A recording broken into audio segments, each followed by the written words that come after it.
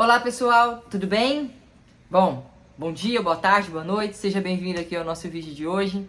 Um vídeo bastante especial para mim, onde eu vou contar para vocês como é que foi a minha conquista, né, a conquista da minha vitória no Letap Brasil 2022. É um momento muito especial que eu estou vivendo e eu quero compartilhar isso aqui com vocês. Várias histórias, tá? Esse vídeo talvez fique um pouco longo, tem muita coisa para contar. Eu vou pular algumas coisas, resumir outras. Letap Brasil que tem, assim, uma energia muito legal, cara. 3.200 participantes. Pensa, que delícia. Que é uma festa aquilo ali, cara. Vocês não têm noção. Bom, quando eu falo eu e a Vivi, nós chegamos em Campos do Jordão na sexta-feira por volta de umas 6h30 umas 5 horas da tarde. Já fomos no Village, já vimos uma galera, já tiramos fotos, já pegamos o nosso kit para ficar coisas a menos pra gente fazer no sábado.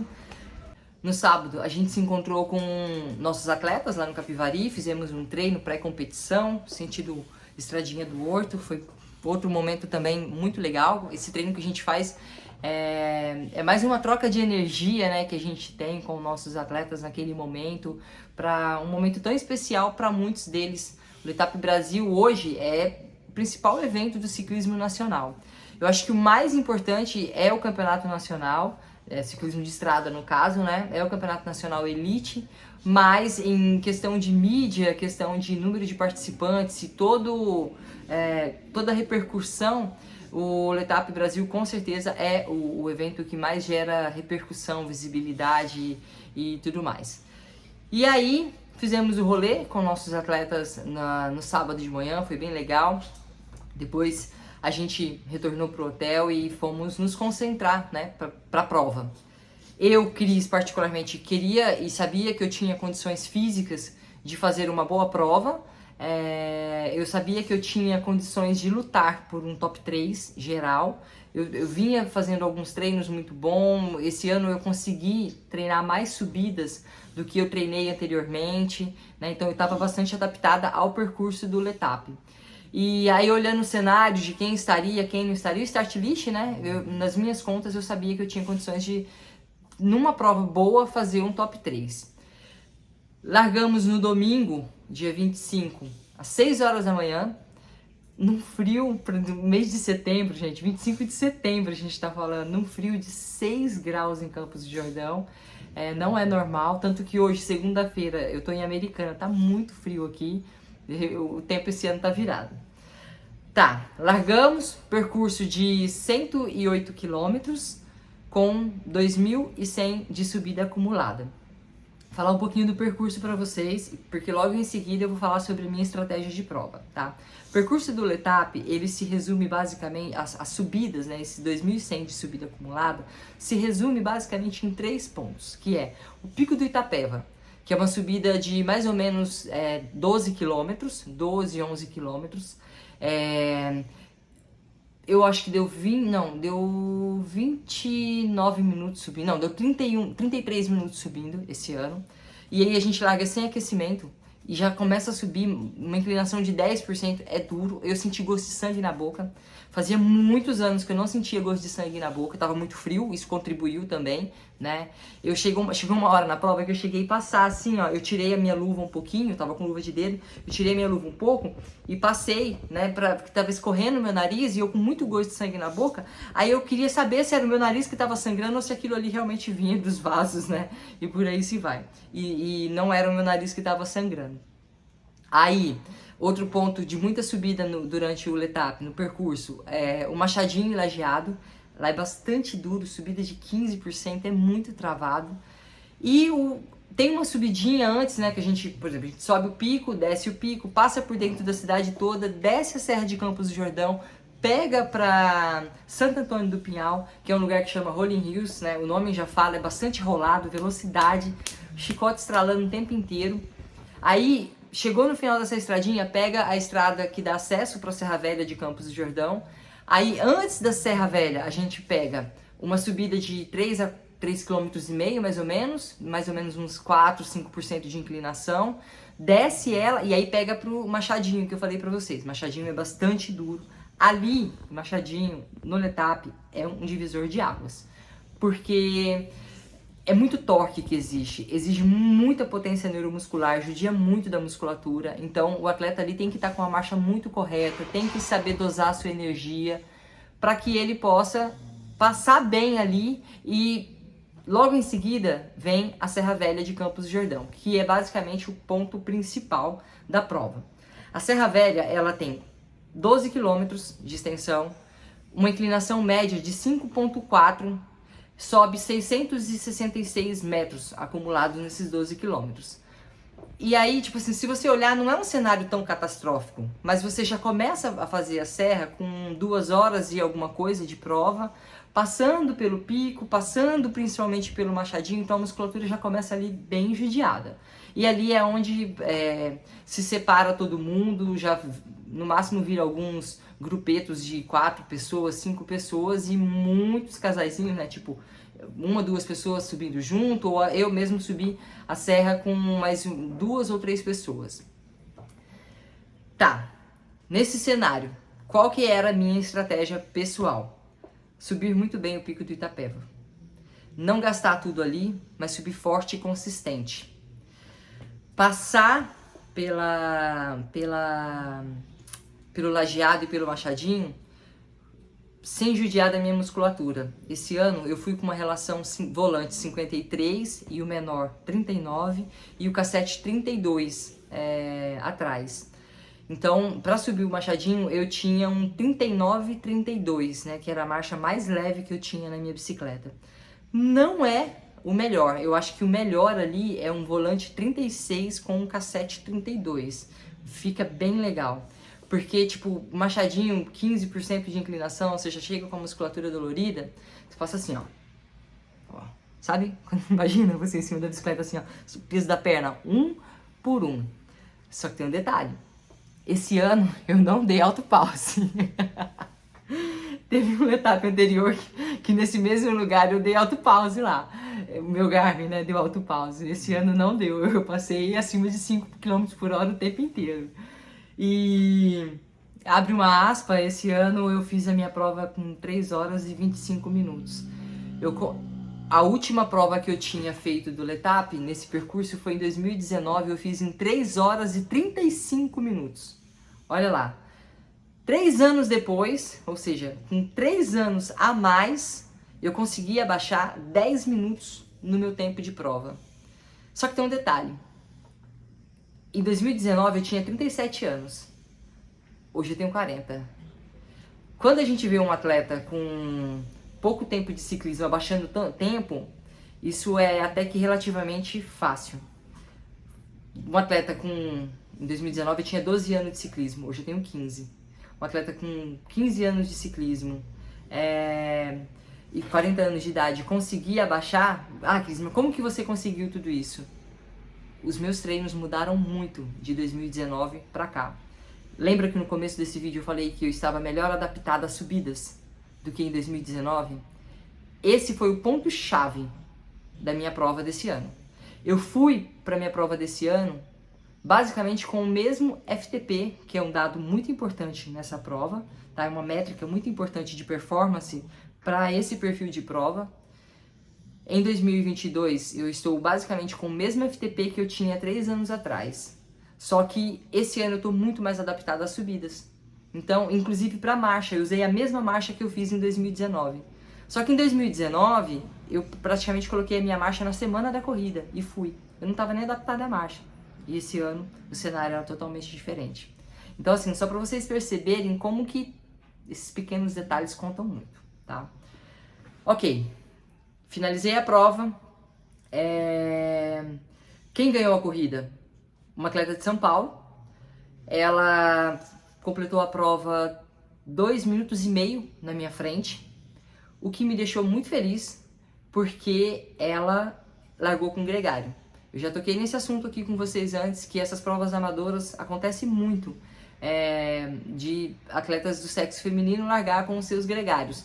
Colocar o pace para elas. Para quem manja de corrida, o gregário é o quê? Ele faz o pace para atleta, né?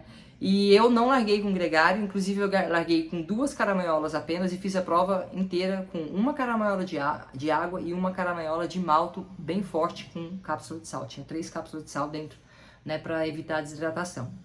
Então eu tava sozinha, com a minha autonomia, e aí me deixou muito feliz. Tipo, quando eu olhei o tempo de prova, eu falei, caramba, a menina tava com gregário, conduzindo toda a prova para ela e fez a prova com 2 minutos e meio na minha frente, é muito pouco. Beleza. Chegamos da prova, cheguei da prova, peguei minha medalha de participação, que eu não sei onde eu coloquei, que eu quero mostrar pra vocês. Aí eu tava pegando meu casaco de frio com o Rony, o massagista da Funvic que tava lá. Eu tinha deixado o casaco, tinha jogado o casaco pra ele lá no finalzinho da descida da serra, que já tava começando a fazer calor. Tô conversando com o Rony, pegando meu casaco, eu avistei 2 pessoas se aproximando de mim com uma pranchetinha. Aí na hora, assim, elas ficaram me olhando e eu peguei e falei, vocês são de controle antidoping, né? Aí ela, sim. Aí, beleza, eu já conheço todo o protocolo, vocês sabem que o meu histórico, né? Eu falei, não, tá tudo bem. Daí ela me notificou, no mesmo momento eu assinei o papel de notificação, então aquilo ali significa o quê? Que eu sabia que eu estava sendo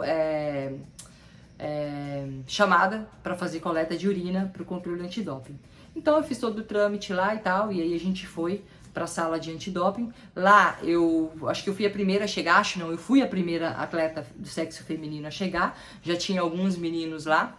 A prova realizou controle antidoping para os 4 primeiros colocados da prova. Então, no feminino, os convocados, né, para fazer o controle antidoping foi a campeã, a segunda colocada, que foi eu, a terceira colocada, a Vitória Remaile, e a quarta colocada, a Bia Neres, e mais uma atleta por sorteio. Acredito que esse também tenha sido o mesmo protocolo para o masculino, né? É que eu não me lembro muito bem qual foi a classificação, mas eu sei que eu vi o Caio Godoy, eu vi o Bruno Lemes, eu vi o Magno, eu vi o Vinícius, que foi o campeão. Todos esses eu encontrei lá dentro da sala do doping.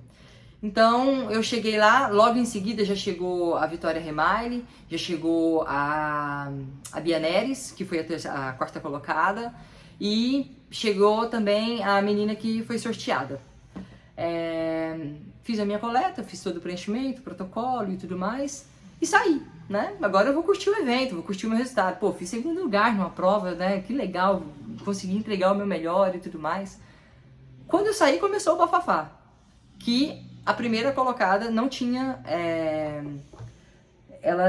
não é que ela não se apresentou, né? Porque como eu falei, a gente passou pela linha de chegada, já passou por um funil, onde nós pegávamos a medalha de participação e dávamos de cara com a entrada do Village. Então, assim, era literalmente um funil. Quando eu cheguei, eu parei, fiquei fazendo as minhas coisas, as comissárias do controle antidopagem já se aproximaram de mim. E acredito que essa tenha sido a conduta também com a primeira colocada. E a informação que chegou em mim é que ela foi notificada, né? É esse o termo, o atleta é notificado que ele foi selecionado para o controle antidopagem e houve uma recusa de apresentação para essa coleta. Consequentemente, a atleta, a primeira colocada, foi embora. Aí, beleza, aquele bafafá, aquela falação. E todo mundo, tipo assim, vocês também têm acompanhado o quanto eu tenho batido na tecla do antidoping, né? Porque no nosso esporte ultimamente, e não apenas eu, né? Eu sou apenas uma das pessoas que tem levantado a mão para falar sobre isso, mas existe um grupo de pessoas, de profissionais ligados à área da saúde, de profissionais ligados à área de treinamento, de atletas, que estão batendo incisivamente nessa tecla ultimamente. E então tava todo mundo muito, vou falar o termo assim, muito, caraca, velho, teve controle, isso era o que a gente precisava, que tivesse controle antidoping numa prova amadora no Brasil, né? Não para pegar, mas para falar, galera, ou vocês começam a mudar a cultura de vocês, ou vai começar a dar ruim, vai começar a passar vergonha aqui, ou depois quando sair, né?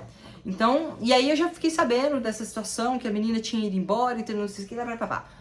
Moral da história. Eu fui a segunda colocada. Eu vou trazer um pouquinho aqui pra vocês como é que funciona a regra, né? Um atleta em competição,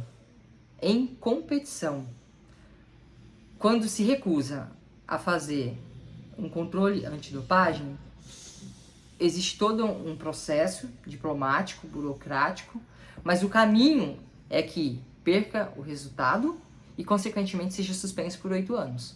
Tá? Um atleta fora de competição, ele não necessariamente, se ele não tiver o Adams, que, por exemplo, é o meu caso, eu não posso me recusar a fazer controle antidopagem em competição e nem fora de competição. Um atleta, se ele estiver fora de competição, não necessariamente ele tem que se apresentar e tudo mais para fazer o controle antidopagem. Mas em competição, você competiu. Alguém chegou e falou assim, olha, você está notificado, você vai fazer coleta de amostra, né, para o controle antidopagem. Você tem que fazer ou você automaticamente vai ser suspenso. Obviamente que, como eu falei, depois de todo um processo burocrático que tem que ser transcorrido. Moral da história, vamos para o pódio, né? O pódio ficou uma situação chata. Por quê? Porque a primeira colocada não apareceu, ela não foi.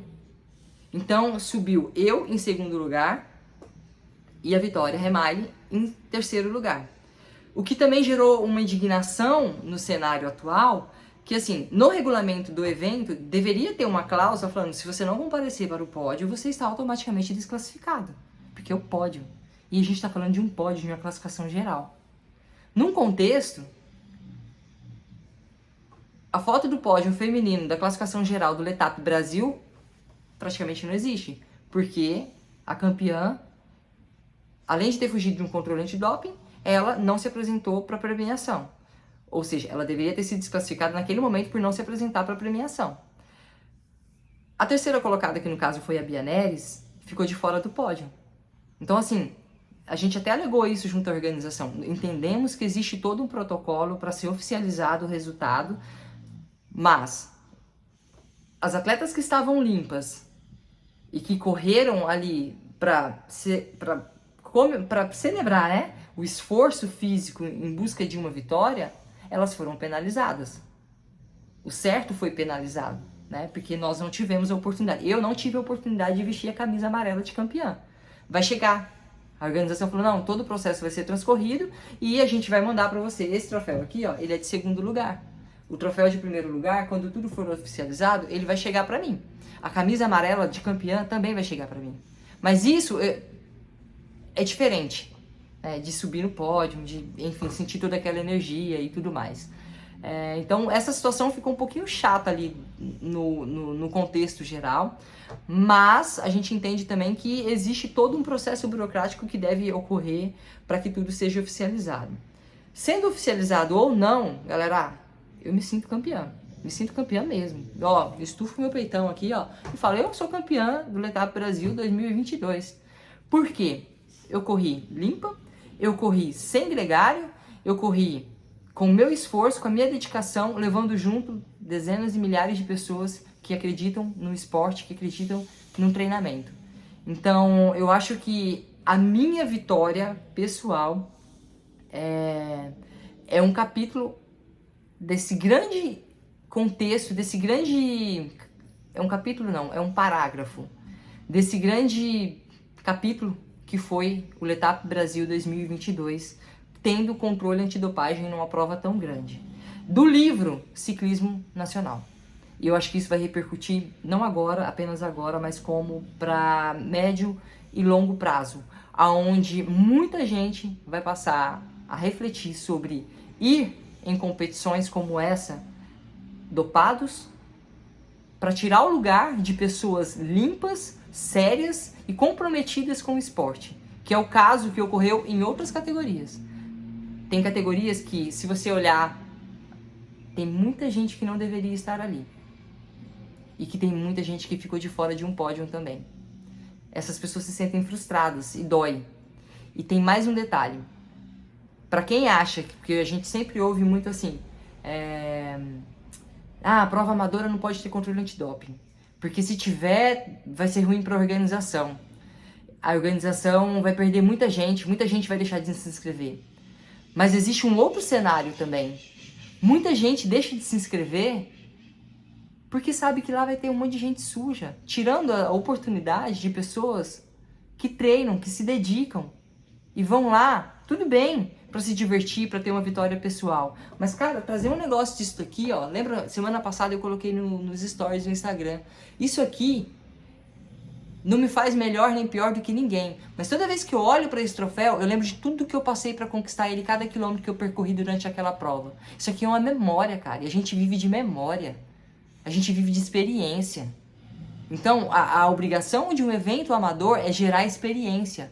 E é pensando na experiência que eu, conversando com o Letap Brasil, algumas pessoas da parte técnica, eles me falaram: nós estamos extremamente preocupados com as pessoas que deixam de vir no nosso evento porque sabem que estão concorrendo com a deslealdade do doping.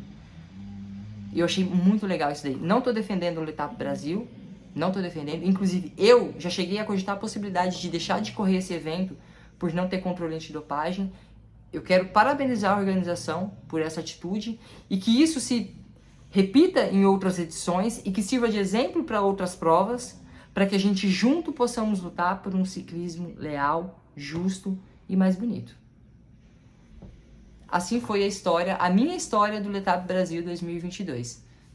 Espero que a gente possa contar novamente outras histórias tão positivas quanto foi essa. Não apenas pela minha vitória, mas por todo o contexto. Até. Tchau, tchau.